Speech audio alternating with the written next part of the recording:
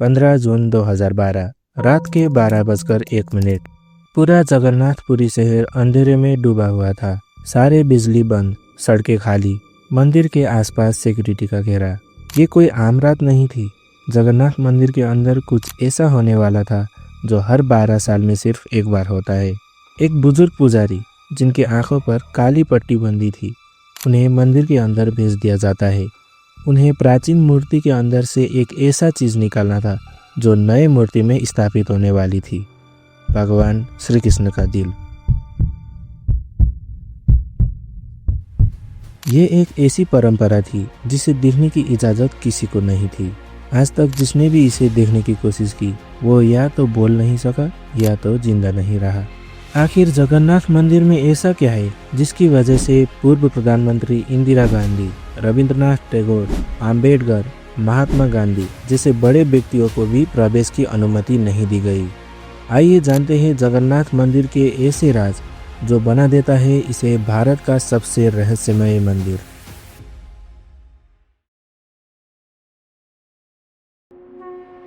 जगन्नाथ मंदिर धार्मिक और ऐतिहासिक हिसाब से एक महत्वपूर्ण स्थान रहा है। जगन्नाथ का मतलब होता है जगत के नाथ, यानी कि दुनिया के स्वामी। ये मंदिर हिंदू धर्म के 4 धाम बद्रीनाथ, द्वारकाधीश, रामेश्वरम और जगन्नाथपुरी में से एक है। लेकिन जगन्नाथ इन चारों धामों में से सबसे अलग है, जहाँ हर मंदिर में भगवान या तो पत्थर के होते हैं या तो मेटल के पाए जाते हैं। लेकिन जगन्नाथपुरी में भगवान लकड़ी के बने हुए हैं। यहाँ भगवान हर 12 साल में अपना शरीर बदलते हैं, जिस रिचुअल को नवकालेबारा कहा जाता है।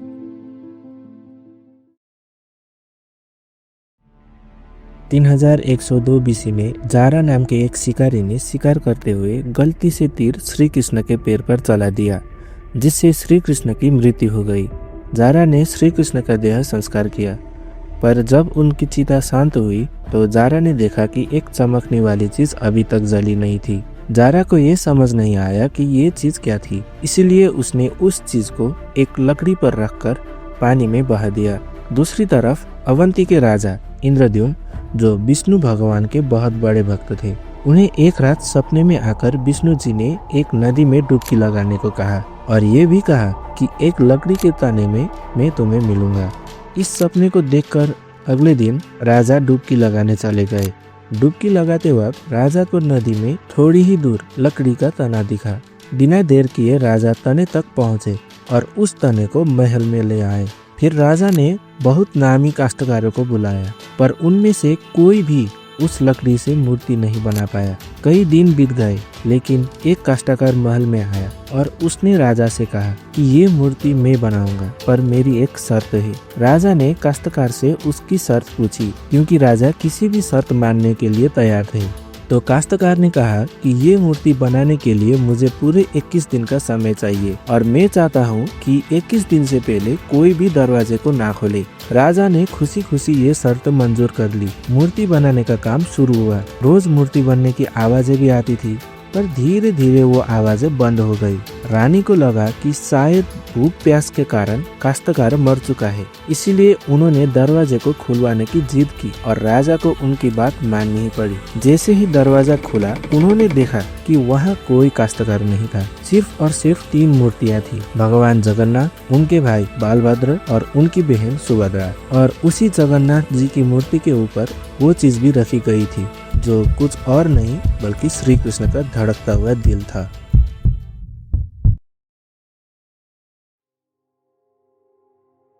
इस मंदिर के बहुत सारे मिस्ट्रीज है जिनके जवाब आज तक नहीं मिला।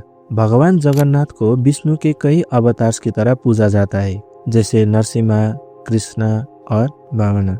इसीलिए लोग उन्हें एक बहुत पावरफुल एंटिटी मानते हैं। माना जाता है कि जगन्नाथपुरी में भगवान विष्णु अपना भोजन करने के लिए आते हैं। इस मंदिर में एक ह्यूज किचन है जहाँ मिस्टीरियस प्रसाद बनता है। ये प्रसाद कभी कम नहीं पड़ता और कभी वेस्ट भी नहीं होता। चाहे कितने भी लोग आ जाए, प्रसाद सबको मिल ही जाता है। लेकिन जैसे ही मंदिर बंद होने का टाइम आता है, प्रसाद अपने आप खत्म हो जाता है बिना किसी वेस्टेज के। प्रसाद से जुड़ी एक और मिस्ट्री ये है कि इसे ट्रेडिशनल तरीके से लकड़ी पर मिट्टी के बर्तनों में बनाया जाता है। 7 बर्तन एक के ऊपर एक रखे जाते हैं, लेकिन सरप्राइजिंग बात यह है कि सबसे ऊपर वाला बर्तन जो आग से सबसे दूर होता है वो सबसे पहले पकता है। ये एक ऐसी मिस्ट्री है जिसका जवाब आज तक कोई नहीं ढूंढ पाया। अब जो मैं आपको बताने वाला हूँ, इस बात ने तो मुझे खुद भी शॉक कर दिया था। इस मंदिर के 214 फीट ऊपर एक झंडा लगा हुआ है जो हवा के उल्टे डायरेक्शन में लहराता है, जिसे वहाँ के पंडित द्वारा हर रोज बदल दिया जाता है।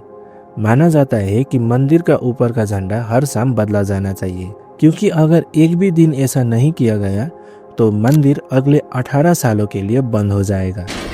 लेकिन असली अजीब बात अभी भी बाकी है। मंदिर के ऊपर जो सुदर्शन चक्र है, उससे आप जिस भी डायरेक्शन से देखोगे उसकी फेसिंग आपकी तरफ ही होती है। एक और मिस्टीरियस बात यह है कि मंदिर के ऊपर कभी कोई पक्षी नहीं उड़ता। लेकिन पक्षी तो हम कंट्रोल नहीं कर सकते, तो ये कैसे हो सकता है कि एक भी पक्षी इस मंदिर के ऊपर से नहीं गुजरता? शायद पक्षी को वो शक्ति दिखाई देती है जो हमारे समझ के पार है। इन मिस्ट्रीज की कई साइंटिफिक एक्सप्लेनेशन देने की कोशिश की गई है, लेकिन आज तक कोई सॉलिड जवाब नहीं मिला। जगन्नाथ मंदिर का सबसे बड़ा राज ब्रह्म पदार्थ है।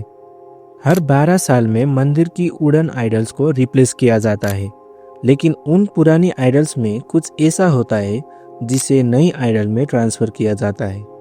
इसे ब्रह्म पदार्थ कहते हैं, और ये रिचुअल इतना सीक्रेट होता है कि इसके लिए कई सीक्रेट स्टेप्स लिए जाते हैं। जैसे कि हमने शुरू में भी बात किया था, हर 12 साल में जब ये रिचुअल होता है, पूरे सिटी की इलेक्ट्रिसिटी कट कर दी जाती है, हर जगह अंधेरा हो जाता है। मंदिर को सीआरपीएफ की टीम अपने कंट्रोल में ले लेती है और किसी को भी अंदर जाने की परमिशन नहीं होती। मंदिर के मुख्य पुजारी ही इस रिचुअल को परफॉर्म कर सकते हैं, लेकिन उन्हें भी ब्रह्म पदार्थ का राज जानने की परमिशन नहीं होती। इसीलिए उनकी आंखों पर पट्टी बांधी जाती है और हाथों में मोटे ग्लव्स पहनाए जाते हैं। कुछ पुजारी ने अपने एक्सपीरियंस से ये बताया कि जब उन्होंने ब्रह्म पदार्थ को छुआ तो उन्हें एक पावरफुल एनर्जी महसूस हुई। उन्हें लगा कि उनके हाथ में एक जिंदा चीज थी जो किसी खरगोश की तरह उछल रही थी। लोगों का मानना है कि ये लॉर्ड कृष्ण का धड़कता हुआ दिल है, जो आज 5000 सालों बाद भी जिंदा है। राजा इंद्रद्युम्न को नदी के किनारे जो नील माधव मिला था, वही आज कृष्ण का दिल अर्थात ब्रह्म पदार्थ कहलाता है।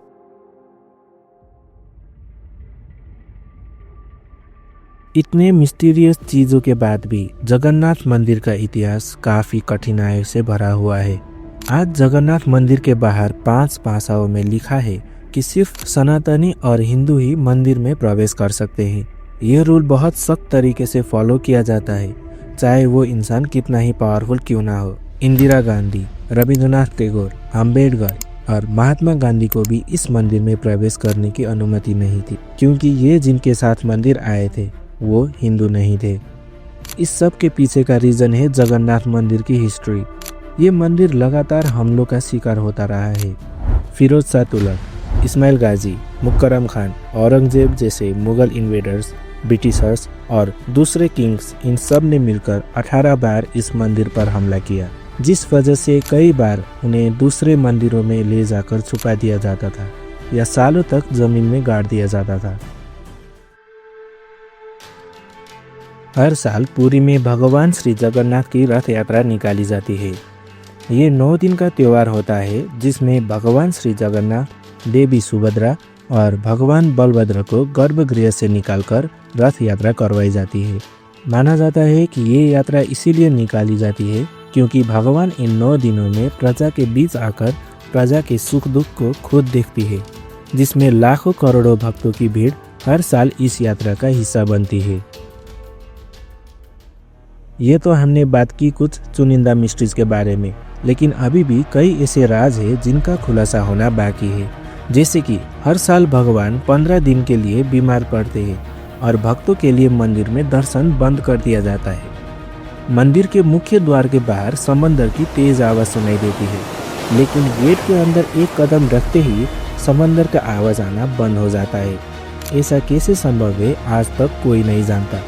और सबसे बड़ा सवाल, क्या ये मंदिर एक लिविंग बॉडी है जो खुद अपनी रक्षा करता है? आपका क्या मानना है मुझे कमेंट सेक्शन पे ज़रूर बताना, और जाते जाते वीडियो को लाइक और चैनल को सब्सक्राइब करना मत भूलना। मिलते हैं किसी और वीडियो में, तब तक के लिए नमस्कार।